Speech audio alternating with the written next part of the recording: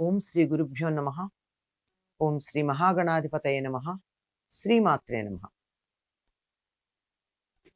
కర్కటే పూర్వ ఫల్గుణ్యాం తులసీకాననోద్భవాం పాండ్యే విశ్వంభరాం గోదాం వందే శ్రీరంగనాయకీ. నీళాతుంగస్తనగిరితటీ సుప్తముద్బోధ్య కృష్ణం పారార్జం స్వం శృతిశతశిరసిద్ధమధ్యాపయంతి స్వోచ్ఛిష్టాయాం సృజినిగళితం యా బలాత్కృత్య భుంక్తే గోదా తస్యై నమ ఇదమిదం భూయ ఏవాస్తు భూయః. శ్రీ భూనీల సమేత గోదా రంగనాథ స్వామినే నమః. మారిమలై ముళంజిల్ మన్నిక్కిడందురంగుం సీరియ సింగం அறிவித்துத்தி விழித்து வேரிமயிர் பொங்க எப்பாடும் பேருந்தரி மூரி நிமிர்ந்து முழங்கி புறப்பட்டு போதருமா போலே நீ பூவை பூவண்ணா உன் கோயில் நின்றிங்கனே போந்தருளி கோப்புடைய சீரிய సింహాసనத்திருந்துయాం బంద కార్యం ఆరాయందరులే లోరెంబావా. గోదాదేవి వ్రతం ప్రారంభించి 23వ రోజు తెల్లవారుజామునే యథాప్రకారం మేల్కొని చెలులందరినీ తీసుకుని నందగోపుని ఇంటికి వెళ్ళిన భావనతో చెప్పినటువంటి పాసురం ఇది. అక్కడికి వెళ్ళింది తాను. ద్వారపాలకుల దగ్గర నుండి ఒక్కొక్కరిని మేలుకొలుపుకుంటూ లోపలికి చేరుకుంది. ఇంకా దర్శనం కాల. అందుకని ప్రార్థిస్తున్నారు. ఏమని? పర్వత గుహలో వర్షాకాలంలో కదలక మెదలక పరుండి నిద్రిస్తున్న శౌర్యం గల సింహం మేల్కొని తీక్ష్ణమైన చూపులని అటు ఇటు చూసి ఒక విధమైన వాసన గల ఆ మెడ దగ్గర ఉండే వెంట్రుకలు ఉంటాయి, జూలు అంటారు. ఆ జూలుని అటు ఇటు చక్కగా విదిలించి అన్ని వైపులకి దొర్లి దులుపుకుని సాగి ఒంటినిలా సాగదీసిన ముందు కాళ్ళు ముందుకి వెనక్కాళ్ళు వెనక్కి పెట్టి శరీరాన్ని ఇలా సాగదీసి గర్జించి గుహ నుండి బయటకు వస్తుంది. నువ్వు కూడా అట్లా రావయ్యా. ఈయన్ని సింహాసనం మీద ఉండడమే కాదు, ఈయన్ని సింహంతోనే పోల్చడం జరిగింది. సింహానికి ఉన్న లక్షణం చెప్పుకున్నాం కదా, ఆశ్రితులను రక్షించటం అనేటటువంటిది సింహానికి ఉండే లక్షణం. సింహం గుహలో చేరి నిద్రిస్తూ ఉంటుంది. నువ్వు కూడా ఇంట్లో ఉండి నిద్రపోతున్నావు సుమా. కానీ ఆ నిద్ర ఎంతసేపు? నువ్వు ఇంతంతసేపు నిద్రపోవడం ఏమన్నా భావ్యంగా ఉన్నదా? ఆ సింహం ఎలాంటిది? శౌర్య రాశి, పరాక్రమం అంతా ఒక్క చోట రాశీభూతమైనటువంటిది. కృష్ణుడిలో కూడా అదే లక్షణం ఉంది. పరాక్రమం అంతా రాశీభూతమై ఏకీకృతమై కనపడుతూ ఉంటుంది. ఆ సింహం లేచాకేం చేస్తుంది? వెంటనే గబగబా బయటికి రాదు. ఒళ్ళు విరుచుకుంటుంది, సాగుతుంది, జూలు విదిలిస్తుంది, అన్ని పక్కల పరికించి నెమ్మదిగా వస్తుంది. అందుకే ఎవరైనా పరిస్థితులని బాగా అన్ని కోణాల్లోనూ అన్ని వైపులా పరిశీలిస్తే ఏమంటారు? దాన్ని సింహావలోకనం అంటారు. అంటే సింహంలాగా చూడడం. అన్ని పక్కలకి మొత్తం అంతా కూడా ఒక్కసారి అలా చూసిందంటే మొత్తం అంతా ఎక్కడ ఏమవుతోందో సమస్తం తెలిసిపోతుంది. ఆ విధంగా ఆ పరిసరాలని, వాతావరణాన్ని అంతటినీ తనకి ఎలా ఉంది, అనుకూలంగా ఉందా ప్రతికూలంగా ఉందా అని జాగ్రత్తగా గమనించేటటువంటి లక్షణం సింహానికి ఉంటుంది. ఒక అధికారికి కూడా అలా ఉండాలి. సరిగ్గా పర్యవేక్షణ చేయకపోతే ఇబ్బందులకు లోనయ్యే ప్రమాదం ఉంది.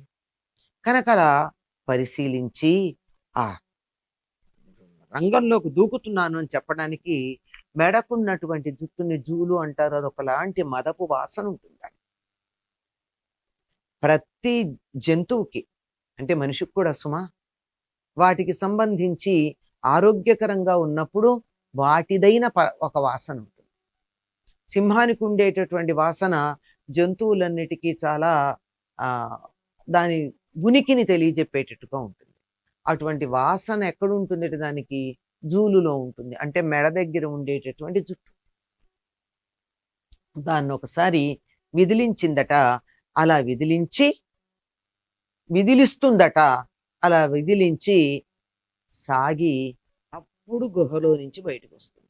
తొందరపాటేం లేదు. ఎప్పటికీ అంతా తన అధీనంలోనే, తన అధికారంలోనే అడవిలో ఉన్న మృగాలు ఉంటాయి గనక తను నెమ్మదిగా సావకాశంగా రావచ్చు. తొందరపడాల్సిన పని లేదు. అటువంటి ధైర్యం ఉంది. కనుక నెమ్మదిగా అలా ఏ విధంగా వచ్చిందో సింహం అట్లా నువ్వు లోపలి నుంచి బయటికి రా. అది సింహం రంగు వేరు. నువ్వెలా ఉంటావు? అతసీ పుష్పవర్ణం అంటే నల్ల అవిసె పువ్వు. నల్ల అవిసె పువ్వులు చాలా మృదువుగా ఉంటాయి. పెద్దవి. సాధారణంగా వాటితో ఎప్పుడో కార్తీక మాసంలో తప్ప పూజ చెయ్యరు. అటువంటి అవిసె పువ్వు నల్లది ఉంటుంది. నల్ల అవిసె పువ్వు అంటే ముదురు ఊదా రంగులో ఉంటుంది. దూరానికి నలుపుగా అనిపించేటటువంటి, వెలుగు ఎదురుగా పెడితే అందులో ఊదా రంగు కనిపించేటటువంటి రంగు. ఆ వర్ణంతో ప్రకాశిస్తూ ఉంటాడు. అతసీ పుష్ప సంకాశం అంటారు. అతసీ పుష్పం అంటే నల్ల విష.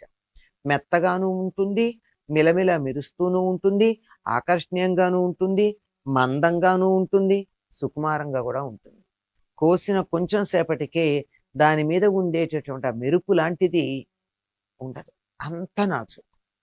అటువంటి అతసీ పుష్పంలాగా ప్రకాశించేటటువంటి వాడ, నల్ల విష పువ్వులాగా ప్రకాశమానమైనటువంటి వాడ, రావయ్యారా, బయటికి రా. ఎంతకాలం లోపలుంటావు? మాకు దర్శనం ఇవ్వాలి కదా, నీ కోసం మేము ఎదురు చూస్తున్నాం కదా. నువ్వెలా రావాలి? కోవెల నుండి కొలువు కూటానికి విచ్చేసే మనోహర మహిత సింహాసనాన్ని ఎక్కి మా కార్యం ఏమిటో తెలుసుకుని మమ్మల్ని మన్నించి మా పని నెరవేర్చవలసింది. నిన్ను ఒట్టినే చూసి వెళ్ళడానికి రాలేదు మేము. నిన్ను చూడటంతో పాటుగా మా కోరిక నువ్వు తీరుస్తావని వచ్చాము. దర్శనమిచ్చి మా కోరిక తీర్చు. గుహలోంచి బయటకు వచ్చినట్టు వస్తూ అంటే నీ భవనం నుంచి, నీ ఇంటి నుంచి ఇక్కడికి వచ్చి సభలో కూర్చుని ఈ రమణీయమైనటువంటి సింహాసనాన్ని అధిష్ఠించి ఎందుకు వచ్చారు అని మమ్మల్ని అడిగి మా పని ఏమిటో తెలుసుకోవాలని అడుగుతున్నాం. తెలుసుకున్నాక చేయకుండా ఉండడు కనుక ముందు తమ పని ఏమిటో చెప్పాలి. ఎందుకు వచ్చారు వీళ్ళు? ఇప్పటి వరకు చెప్పింది ఒకటి, ఇంకా తర్వాత వాళ్ళు చెప్పబోయేది ఒకటి. మధ్యలో మాట ఎత్తట్లేదు. ఆ తర్వాత వస్తుంది ఎందుకు ఎత్తట్లేదో తెలుస్తుంది. ఆ మాట ఎందుకు మాట్లాడటం లేదా అని. ప్రారంభమేమో పర కోసం వస్తున్నామని చెప్పారు. ఇప్పుడు దాని ప్రసక్తి లేకుండా మాట్లాడుతున్నారు. వీళ్ళ ప్రయోజనం మరేముందో అది తెలియాలి అంటే మరి గోదాదేవి చెప్పేదాకా మనం ఆగాల్సి ఉంటుంది. కనుక మేము వచ్చిన కార్యం ఏమిటో నువ్వు తెలుసుకో అంటే అంతవరకే అడుగుతున్నారు కానీ తర్వాత మాట అంటారు. తెలుసుకున్నాక ఆచరించకుండా వీరిని అనుగ్రహించకుండా వీళ్ళ కార్యాన్ని నెరవేర్చకుండా ఉండలేడు. అందువల్ల కనుక సింహంలాగా, గుహలోంచి బయటకు వచ్చే సింహంలాగా నీ భవనంలోంచి బయటకు వచ్చి సింహాసనం మీద కూర్చుని మా కోరిక ఏమిటో తెలుసుకుని అది తీర్చవలసింది అని చెప్పి గోదాదేవి చెలులతో కలిసి శ్రీకృష్ణుణ్ణి ప్రార్థన చేస్తూ ఉన్నది. ఆ లోపల ఎక్కడ గుహ అంటే ఎక్కడి గుహ? గుహాయాం నిహిత. ఈ గుహలో ఉన్నాడు పరమాత్ముడు. ప్రతివారికి తమ దైవం తమ గుండె గుహలోనే ఉన్నాడు కనుక అక్కడి నుంచి బయటకు వచ్చి మమ్మల్ని మా కోరిక వినవలసింది అని ప్రార్థిస్తున్నారు గోదాదేవి చెల్లుతో కలిసి. స్వోచ్చిష్టమాలికా బంధ గంధబంధురజిష్ణవే విష్ణు చిత్తతనూజాయై గోదాయై నిత్యమంగళం.